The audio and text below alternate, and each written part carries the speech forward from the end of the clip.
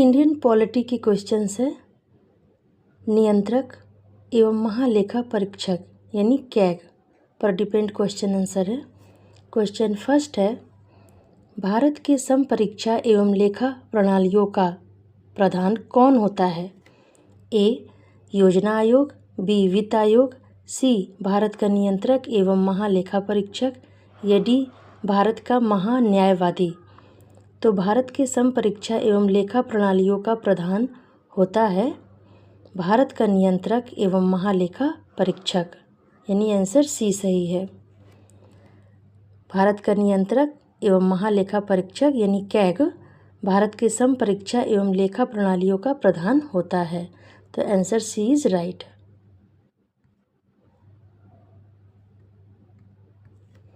Second question है, CAG का full, मैं ये भी बता देती हूँ कि कैग का फुल फॉर्म है controller and auditor general of India. अभी प्रेजेंट में वर्तमान में कैग हैं श्री के संजय मूर्ति। कैग एक संवैधानिक प्राधिकरण है जो भारत सरकार और राज्य सरकारों की सभी प्राप्तियों और व्यय का लेखा जोखा रखने के लिए जिम्मेदार है। The CAG is a constitutional authority responsible for auditing all receipt and expenditure of the government of India and state government. Essentially, they act as a watchdog for public funds. यानी जो कैग है वो सार्वजनिक धन के लिए watchdog के रूप में कार्य करता है। ओके, अब आगे बढ़ते हैं। सेकंड क्वेश्चन है, केंद्र सरकार के व्यय को नियंत्रित करने की शक्ति किसमें निहित है? ए संसद में, बी राष्ट्रपति में, सी नियंत्रक एवं महालेखा परीक्षक में या डी केंद्रीय वित्त मंत्री में। तो केंद्र सरकार के व्यय को नियंत्रित करने की शक्ति निहित है नियंत्रक एवं महालेखा परीक्षक में, यानी आंसर सी सही है।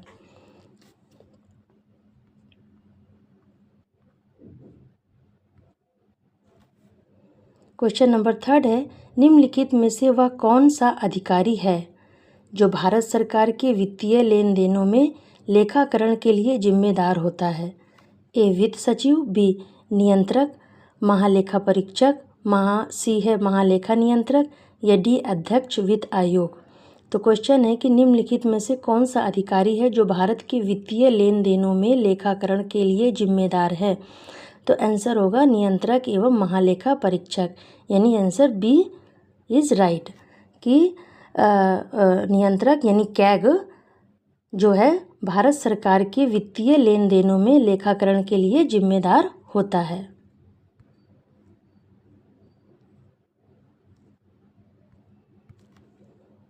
क्वेश्चन नंबर फोर्थ है, भारत का नियंत्रक एवं महालेखा परीक्षक यानी कैग किसके लिए मुख्य लेखाकार तथा लेखा परीक्षक के रूप में कार्य करता है? ए संघ सरकार के लिए, बी राज्य सरकार के लिए, सी संघ राज्य सरकार के लिए, डी ना संघ सरकार के लिए ना राज्य सरकार के लिए। तो कैग जो है मुख्य लेखाकार और लेखा परीक्षक के रूप में कार्य करता है संघ और राज्य सरकार के लिए, यानी answer C is right, answer C सही है।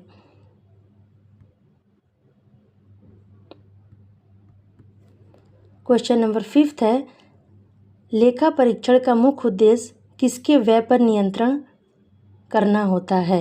ए कार्यपालिका के, बी व्यवस्थापिका के, सी न्यायपालिका के, डी उपयुक्त सभी के। तो लेखा परीक्षण का मुख्य उद्देश्य जो है व्यय पर नियंत्रण करना होता है, किस पर? कार्यपालिका के। Answer A is right, answer A सही है कि लेखा परीक्षण का मुख्य उद्देश्य कार्यपालिका के व्यय पर नियंत्रण करना होता है। क्वेश्चन नंबर सिक्स्थ है, भारत के केंद्रीय स्तर पर लेखांकन तथा लेखा परीक्षण किसके अधिकार क्षेत्र में आता है? ए नियंत्रक महालेखा परीक्षक, बी लोक लेखा समिति या सी अनुमान समिति या डी उपयुक्त सभी। तो भारत के केंद्रीय स्तर पर लेखांकन तथा लेखा परीक्षण जो है अधिकार क्षेत्र में आता है वो है नियंत्रक एवं महालेखा परीक्षक के। आंसर ए सही है कि भारत के केंद्रीय स्तर पर लेखांकन तथा लेखा परीक्षण नियंत्रक और महालेखा परीक्षक के अधिकार क्षेत्र में आता है, यानी कैग क्षेत्र में आता है। तो answer A is right.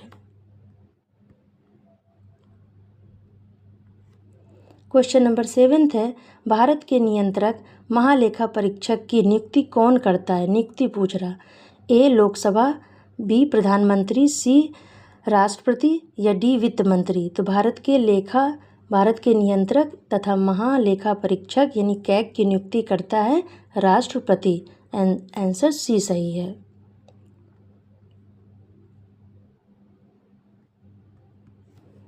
Question number 8 है, निम्नलिखित में से किसके द्वारा भारत के नियंत्रक महालेखा परीक्षक के पद का सृजन किया गया था? ए संसदीय अधिनियम द्वारा, बी संविधान द्वारा, डी मंत्रिमंडल के संकल्प द्वारा या डी इनमें से कोई नहीं। तो किसके द्वारा भारत के नियंत्रक महालेखा परीक्षक के पद का सृजन किया गया था? आंसर है संविधान द्वारा। आंसर बी सही है कि संविधान द्वारा भारत के नियंत्रक महालेखा परीक्षक के पद का सृजन किया गया था। Answer B is right.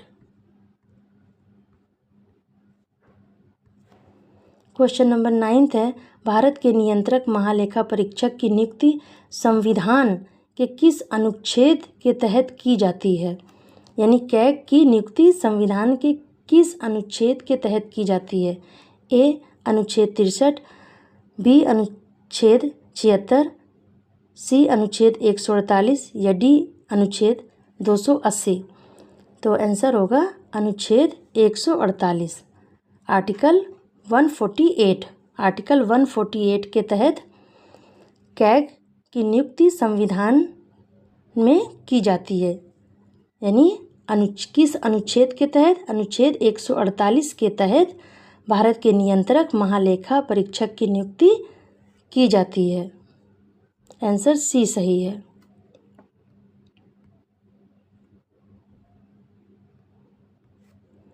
Question number 10 है, भारत के नियंत्रक महालेखा परीक्षक को पद से केवल किसके द्वारा हटाया जा सकता है?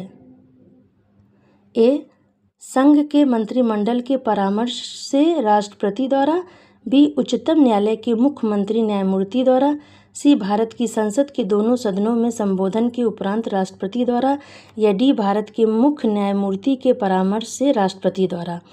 तो कैग जो है, कैग को पद से केवल किसके द्वारा हटाया जा सकता है? तो आंसर होगा इसमें भारत की संसद के दोनों सदनों में संबोधन के उपरांत राष्ट्रपति द्वारा। आंसर सी सही है कि भारत के संसद के दोनों सदनों में संबोधन के उपरांत राष्ट्रपति द्वारा कैग को पद से हटाया जा सकता है। आंसर सी सही है।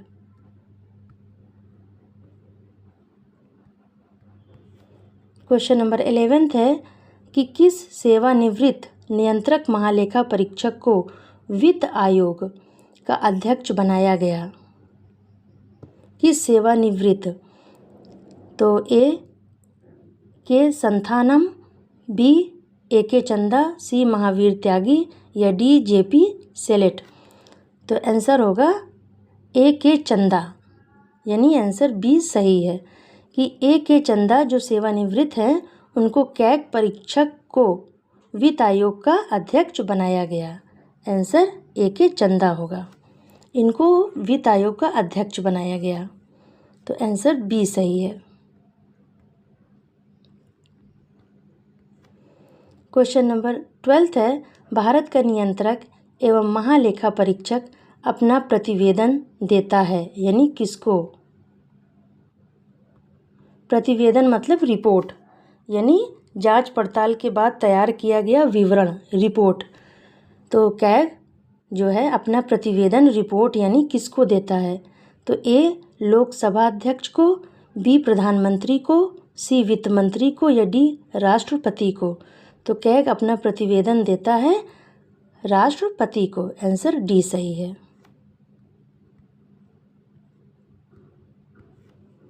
क्वेश्चन नंबर 13, भारत के नियंत्रक महालेखा परीक्षक द्वारा प्रस्तुत प्रतिवेदन के आधार पर कौन समिति कार्य करती है? प्रतिवेदन के आधार पर कौन समिति कार्य करती है? तो ए लोक लेखा समिति, बी प्रकलन समिति, सी सरकारी उपक्रम समिति या डी विशेषाधिकार समिति। तो भारत के नियंत्रक महालेखा परीक्षक द्वारा प्रस्तुत प्रतिवेदन के आधार पर लोक लेखा समिति कार्य करती है। आंसर ए सही है, यानी आंसर ए इज राइट, लोक लेखा समिति।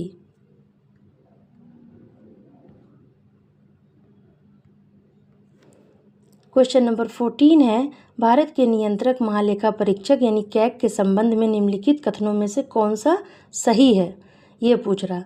तो फर्स्ट है, कैग लोक लेखा समिति के बैठकों में भाग ले सकता है। सेकंड है, कैग लोकसभा तथा राज्यसभा की बैठकों में भाग ले सकता है। और थर्ड है, कैग की अधिकारिता संघ सरकार की शक्तियों के साथ सविस्तृत है। नीचे दिए गए कूट का प्रयोग करके उत्तर चुनिए। आंसर ए, आंसर केवल फर्स्ट, या बी सेकेंड या third, C first and second, या डी फर्स्ट सेकेंड थर्ड, यानी इसमें से कौन सा सही है? तो आंसर फर्स्ट सही, यानी केवल एक, यानी पहला आंसर इसमें सही है कि कैग लोक लेखा समिति की बैठकों में भाग ले सकता है। कैग यानी भारत के नियंत्रक महालेखा परीक्षक लोक लेखा समिति की बैठकों में भाग ले सकता है। Answer A is right.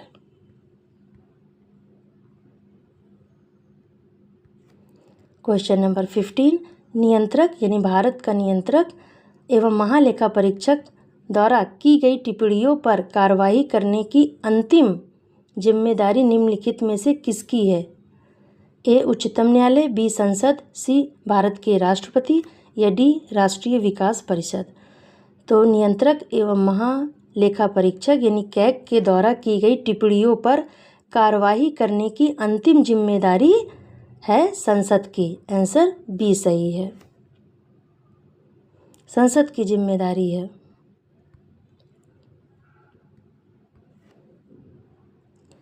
Question number 16, क्या भारत का नियंत्रक महालेखा परीक्षक पद ग्रहण करने के पूर्व शपथ लेता है? ए हाँ, बी नहीं, सी स्पष्ट नहीं, डी कहा नहीं जा सकता। तो भारत का नियंत्रक एवं महालेखा परीक्षक यानी कैग पद ग्रहण के पूर्व शपथ लेता है, यानी आंसर होगा इसमें से ए हाँ, शपथ लेता है कैग। आंसर ए सही है, हाँ। क्वेश्चन नंबर 17, निम्नलिखित में से किसकी नियुक्ति लोक धन के व्यय की निगरानी के लिए संसदीय प्रहरी यानी वॉच डॉग के रूप में की जाती है? तो ए महान्यायवादी, बी सॉलिसिटर जनरल, सी नियंत्रक महालेखा परीक्षक या डी एडवोकेट जनरल। तो निम्नलिखित में से किसकी नियुक्ति लोक धन के व्यय की निगरानी के लिए संसदीय प्रहरी यानी वॉच डॉग के रूप में की जाती है? तो कैग यानी नियंत्रक महालेखा परीक्षक की नियुक्ति प्रहरी यानी वॉच डॉग के रूप में की जाती है लोक धन के व्यय की निगरानी के लिए। आंसर इसमें से सी सही है। ठीक है, कि कैग जो होता है लोक धन के व्यय की निगरानी के लिए संसदीय प्रहरी डॉग के रूप में कार्य करता है। Answer C is right. Question number 18 है, नियंत्रक एवं महालेखा परीक्षक की नियुक्ति राष्ट्रपति के द्वारा की जाती है, अपने पद से उसे हटाया जाता है? ए राष्ट्रपति द्वारा, या बी संसद के दोनों सदनों के संबोधन पर, या सी सर्वोच्च न्यायालय द्वारा, या डी राष्ट्रपति की संस्तुति पर सर्वोच्च न्यायालय के द्वारा।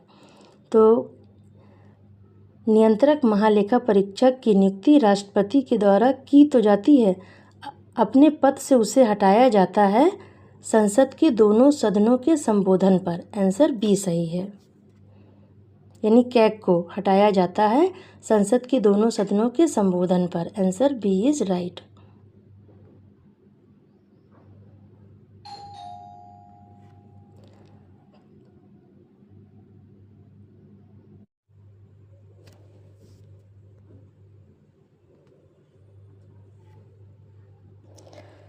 क्वेश्चन नंबर 19 है, लेखा परीक्षण का मुख्य उद्देश्य किसके व्यय पर नियंत्रण करना होता है? ए. कार्यपालिका के, बी. व्यवस्थापिका के, सी. न्यायपालिका के, या डी. उपयुक्त सभी के। तो लेखा परीक्षण का मुख्य उद्देश्य होता है कार्यपालिका व्यय पर नियंत्रण करना, यानी कार्यपालिका के व्यय पर नियंत्रण करना। कैग का मुख्य उद्देश्य होता है कार्यपालिका के व्यय पर नियंत्रण करना। आंसर ए सही है।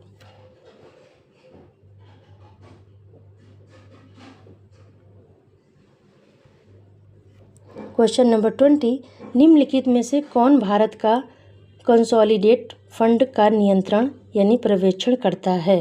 भारत का। तो ए वो भारतीय वित्त मंत्री, या बी भारत के नियंत्रक महालेखा परीक्षक, या सी संसद, या डी इनमें से कोई नहीं। तो भारत का कंसोलिडेटेड फंड का नियंत्रण पर्यवेक्षण करता है भारत का नियंत्रक महालेखा परीक्षक यानी कैग करता है। आंसर बी सही है।